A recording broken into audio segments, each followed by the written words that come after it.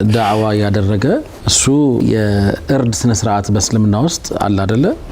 አሳምሩ ብለው ተናግሯል ያላህ ምርጥኛ አለይሂ ሰላቱ ወሰለም እርድ ስነ ስርዓት ስትፈጽሙ አንደኛ ረጅም ይሁን ሁለተኛ በጣም የተሳለ ይሁን ያኖ ሌላ ደሞ እንሳያየ ወይ ለእርድ የቀረበ ከሚበሉት ማለት ነው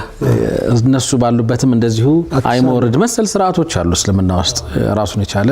ተርቲብ አለ ይሄንን መልእክት ካነሁ እሱ ወደሚፈልገው አቅጣጫ ቀይሮት እኚህ ሼክ ወይም እኚህ ኡስታዝ ይሄን ሐሳብ የሰጡት እኛን ለማረድ ነው ብሎ ቀይሮት በጣም አሁን ሶሻል ሚዲያው እንዴት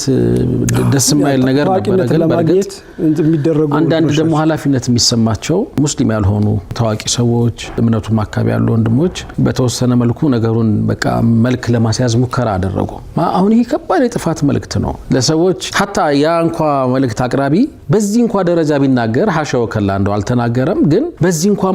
መንገድ ቢናገር ያንን ግለሰብ ይዘህ መናገር ነው እንጂ ይሄንን ለህዝብ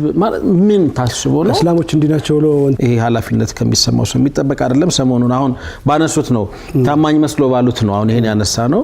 እንዲው ታማኝነን በሚል ሽፋን ታማኝ ነኝ ያለ ሁሉ ታማኝ አይደለም እውነት ነው አይደለም በተግባር ነው ተዋቃለበት መሆና መምሰል እንጂ መሆና አይደለም